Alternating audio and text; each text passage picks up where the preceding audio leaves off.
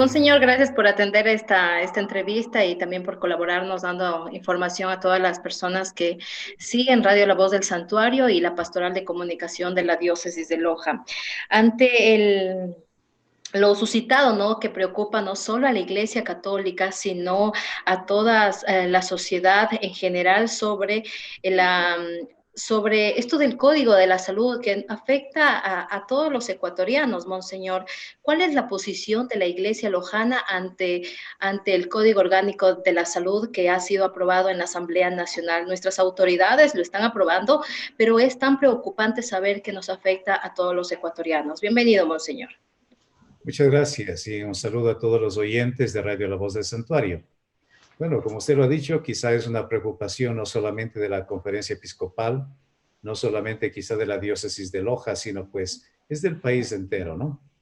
Yo sé que hay como quien dice, pues posturas divididas también, pero digo, o sea, nosotros hacemos eco del pueblo católico, del pueblo cristiano y también de otros ciudadanos más, como ciudadanos, pues como se ha dicho en la comunicación de la Conferencia Episcopal Ecuatoriana, que nosotros como ciudadanos vemos con preocupación esta realidad, porque primero sentimos que es una falta a los derechos humanos, y creo que los derechos humanos están sobre todo, sobre todo, mire, el primer derecho humano es la defensa de la vida, y la defensa de la vida en su integridad, y aquí creo que es lo que primero sentimos, ¿no? Segundo, también es una violación a la Constitución. La Constitución como tal defiende la vida y eso es lo que proclama la Constitución del Ecuador. Y al ir contra esto, pues se está faltando completamente, digamos, a todos esos principios básicos. Entonces vemos sobre todo que hay algunos artículos que son los que más preocupan, ¿no? Por ejemplo, el artículo 9. Pues para nosotros es preocupante cuando se habla de una objeción de conciencia a las emergencias obstétricas. Entonces, o sea, ahí cuando hablamos de esa objeción de conciencia, ¿quién, no? Los que tienen que practicar o no se puede dar un consejo, no se puede, digamos, llegar ahí a una persona. Entonces, es bastante difícil esta situación, ¿no? El artículo 22 que habla de la concepción sin consentimiento, anticoncepción sin consentimiento de los padres de familia. Entonces, a nosotros nos preocupa esto. Entonces, los padres de familia, ¿qué autoridad tienen? Se les quita la autoridad a los padres de familia. Se les quita la potestad de ser padres de familia, ¿no? Entonces, sin consentimiento de los padres de familia, pues ya ellos pueden hacer lo que quieran. Entonces, aparece todo este sentido y sabemos que ahí está yéndose en contra de un aspecto fundamental que es la relación de los hijos con la familia. Entonces, pues hasta dónde se los ataques a la familia vemos que vienen por todos lados, ¿no? El artículo 115 que habla de la educación sexual con ideología de género, entonces es la otra cuestión. Entonces, hay que dar todo tipo de educación, ¿no? Entonces, ¿por qué no se habla de esa educación verdadera, en valores, esto, ¿no? Educación sexual con ideología de género. Entonces, ¿cómo puede ser posible también que esto, ¿no? Se le desenfoque muchas veces al hablar a todos los niños, se les desenfoca completamente. Entonces, y se le hace ver, pues ahora, pues todo es permitido, ¿no? Todo es posible y entonces se le quita también esa visión de la integridad de la persona, del ser humano, de la armonía del ser humano. Otra cosa que aparece en el artículo 193, la asignación, cambio de sexo en etapa de la pubertad. Cuando uno está haciendo, se está tomando, como dice, la forma en su vida masculina o femenina, pues ya uno decide, le hacen decidir. Entonces, la asignación en plena pubertad, llegar sobre todo a esto, ¿no? Otro artículo que preocupa es el artículo 196, la promoción de los vientres de alquiler. Si bien dice que será gratuito, con consentimiento, con todo lo demás, pero o sea, ya sabemos a dónde va esto, ¿no? O sea, ahí viene, o sea, un vientre de alquiler, ¿qué es? Simplemente yo contrato, ¿para qué? Para que me den teniendo el hijo, ¿no? Para no tener yo lo que quiero, o otro tipo de cosas que aparece por ahí, y luego ya vemos experiencias en otros lados. El negocio que se hace de los vientres de alquiler, ¿no? Entonces aparece un montón de cosas que de verdad sí van preocupando. Lo mismo, pues, el artículo 201, la promoción del aborto como emergencia obstétrica. Entonces, como emergencia obstétrica. Entonces, ¿cuál es la emergencia obstétrica? Habría que pensar, ¿no? Entonces, ¿hay o no hay intención, digamos, de liberalizar el aborto en este sentido? El artículo 195 prohíbe la objeción de conciencia para emergencia obstétrica. Pobres médicos. Si un médico dice por su sentido cristiano o por su ética, ¿no? Por su ética personal, por su humanismo. De pronto ve que no es un caso que puedas realizar. Él no puede decir no. La objeción de conciencia no aparece y es un derecho. Es un derecho de todos nosotros, de todos los ciudadanos, todos los seres humanos, tener esa objeción de conciencia. Y por supuesto, ¿no? El 208, el otro, prohíbe terapias de recuperación de orientación sexual no deseada. Entonces, o sea, si yo tengo pues una orientación sexual no deseada, yo no puedo pedir orientación sexual, orientación o tengo una terapia de recuperación, ¿no? Entonces, estos son los artículos que preocupan un poco, no un poco, sino bastante, digamos, a la opinión pública, también dentro de la iglesia, porque como decimos, pues justamente, ¿no?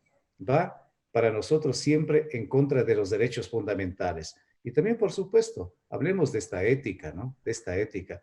Nosotros estamos viviendo que un grupo de 70 y pico de personas deciden sobre la gran mayoría y pues otro grupo que se abstiene y unos pocos que dijeron no. Entonces, no nos parece justo. Y luego también aprovechándose de este tiempo donde no se puede hacer, digamos, mayores cosas, aprovechándose de este tiempo de emergencia sanitaria, donde estamos todos quizá pues con ese impedimento de poder manifestar, donde están prohibidas las reuniones o lo que quiera, pues entonces aprovechar también de este espacio o de este momento creo que es bastante decidor, ¿no? Entonces, ¿a dónde hemos llegado y cómo es lo que estamos nosotros dentro de nuestra sociedad y sobre todo quiénes son los que están legislando, supuestamente tomando el nombre de los 17 millones de ecuatorianos? Entonces, es duro sobre todo ver esta situación. Monseñor, Monseñor, en la ciudad de Loja existe una red católica que la conforman colegios fiscomisionales. Tal vez usted, como máxima autoridad de la diócesis de Loja, tendrá una forma fortalecer, ¿no?, en la educación y también respetar lo que se ha dicho. En el hogar es la primera iglesia doméstica, es donde se debe fomentar al niño el respeto a la vida y el respeto a la otra persona, ¿no? Ahora con este Código Orgánico de la Salud se está ofendiendo mucho lo que es la integridad de un ser humano. Tal vez tendrán un trabajo en conjunto con esta red católica, monseñor. De hecho, tenemos la pastoral familiar, tenemos el movimiento Pro Vida, que están llevando adelante esto, ¿no? Luego está también, justamente lo que usted ya ha hablado, los colegios católicos. Los padres de familia, si justamente optan por una educación en un colegio católico, saben cuáles son las políticas, las orientaciones que tiene un colegio católico y desde ahí, pues se tendrá que llevar adelante, ¿no? Luego también los padres de familia son los que tienen, y siempre hemos dicho, y eso pues cada vez lo estamos insistiendo, los primeros y los principales educadores, los responsables de educación de los hijos son los padres.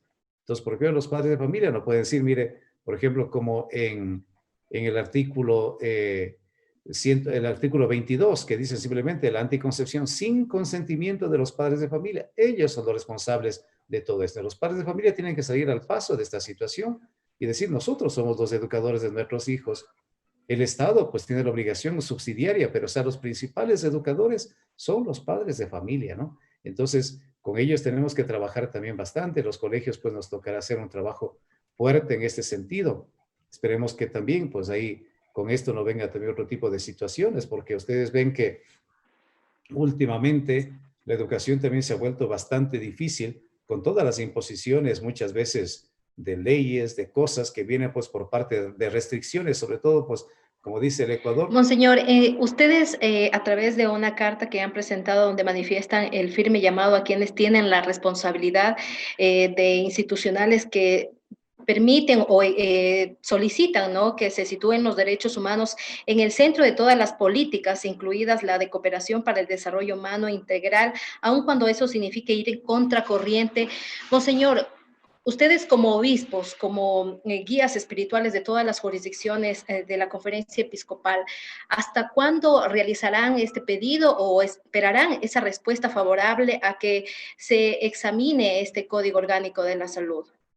Bueno, la carta está dirigida a la opinión pública, pero sobre todo lo que decimos es, ¿no? Apelamos al sano criterio y la sensibilidad humana del señor presidente de la República para que, libre de presiones políticas y económicas, vete estos artículos que atentan contra los derechos humanos, favoreciendo y defendiendo la salud integral de las personas. Entonces, Ahora lo que se ha hecho esta carta es justamente para que llegue al señor presidente, ¿no?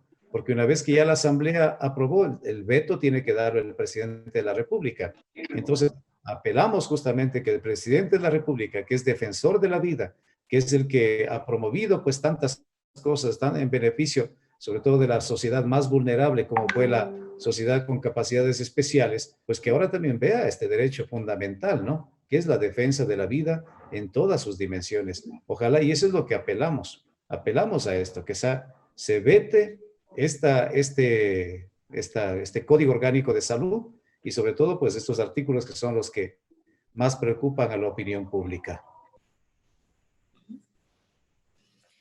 Monseñor, ya cambiando un poquito de tema, hemos sabido que usted ya participó de esta 147 Asamblea Plenaria de Obispos. No sé si nos puede comentar sobre qué temas, aparte de lo que ya se ha tratado del Código de la Salud, qué otros temas ustedes han analizado o vivieron en las experiencias en esta semana de retiro prácticamente.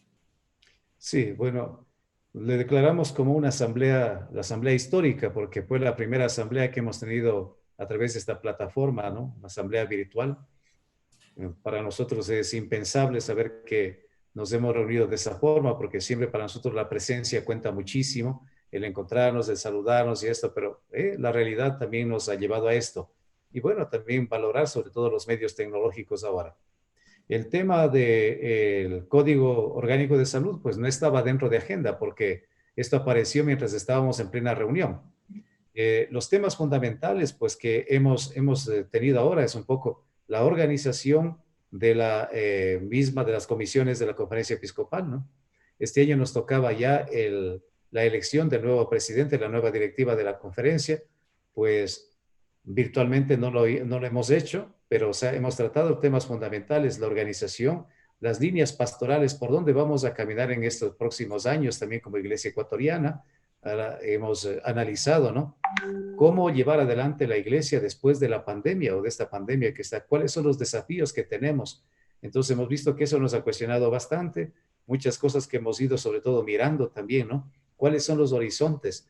Tenemos que necesariamente formar una cultura de solidaridad, que creo que es lo que más ha hecho falta también en este tiempo, una cultura de la responsabilidad y de la transparencia, de la honestidad, que es cuando más hemos visto también las situaciones pues de corrupción que ha salido lamentablemente en este tiempo de pandemia. Entonces, todas esas cuestiones de la realidad que hemos ido mirando, pues nos han ido desafiando. Entonces, próximamente se publicarán las líneas pastorales que fueron ya aprobadas, ¿no? Luego hemos tratado también otros asuntos, por ejemplo, pues hemos visto todo lo que es la parte pastoral, ¿no? La catequesis, como una catequesis, una nueva forma de llevar la catequesis, ¿no? Por un tiempo al menos seguiremos utilizando las plataformas, los medios virtuales, la radio, para llevar la catequesis. Entonces, decirse, qué importante también analizar en este tiempo todo lo que es el valor de los medios de comunicación y luego el aprendizaje. Entonces, han quedado algunos compromisos, los cursos para, no solamente para obispos, para catequistas y para todos, el cursos del uso de los medios, de las redes y todo para que se pueda llevar una catequesis activa, porque vemos que eso es lo que nos hace falta, saber utilizar para que sea una catequesis activa. Un niño, pues, estar escuchando nada más ahí al catequista se cansa. El niño quiere hacer cosas, juegos y todo. Entonces, aprender a utilizar plataformas que de verdad lleven a una catequesis que incida y que dé gusto a los niños, pues, estar en la catequesis, ¿no? No que diga que aburrido, no vuelvo más. Entonces, esa es la parte bonita también que hemos analizado, sobre todo en la parte pastoral, que creo que ha sido importantísimo. Luego otros temas que ya son prácticamente, pues hay más dentro de la sensibilidad, digamos, también de algunos aspectos propios de la vida de los sacerdotes, de la vida de los obispos. Entonces, un poco también algunas orientaciones que pueden surgir sobre todo en esto, ¿no? Con el tema de los protocolos de bioseguridad y la reapertura total de los templos. Mientras ahora se hablaba justamente de que el 12 de septiembre, pues se levante el estado de excepción, eso no significa que ya se acabó la situación de salud y que ya todo está liberado. En nuestros templos seguiremos con las medidas de bioseguridad, seguiremos con el aforo respectivo de acuerdo a los protocolos que tenemos aprobados. Entonces, mientras no se termine esta pandemia, difícilmente tendremos templos llenos o tendremos de pronto así manifestaciones pues multitudinarias como quizá la de la Virgen del Cisne o lo que quiera, ¿no? Entonces los aforos también serán restringidos y el cuidado sobre todo pues que se mantendrá en esto. Entonces creo que ha sido muy importante y también decimos, bueno, la situación de el estado de excepción, eso lo da el gobierno nacional, pero el gobierno nacional da las capacidades, digamos, ahí, o la responsabilidad a los gobiernos seccionales. En este caso, pues, tenemos necesariamente que estar de acuerdo a las directrices de los COEs cantonales o parroquiales, pues, que vayan llevando también estas situaciones. Listo, monseñor. Alexandra, de pronto, ¿quieres...? No, monseñor, de mi parte agradecerle muchísimo, gracias por este espacio también y por dar contestación a cada una de nuestras interrogantes.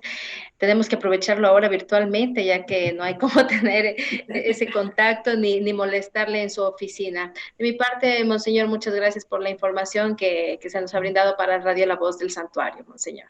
Muchas gracias. Dios los pague a ustedes. Y yo Gracias, creo que sí, monseñor, hay que también. aprovechar De esto parte porque de PATCOM. eso, ahí estamos. Dios les pague, ¿no? Dios les Muchas pague. gracias, monseñor. Que pase bien. Hasta luego.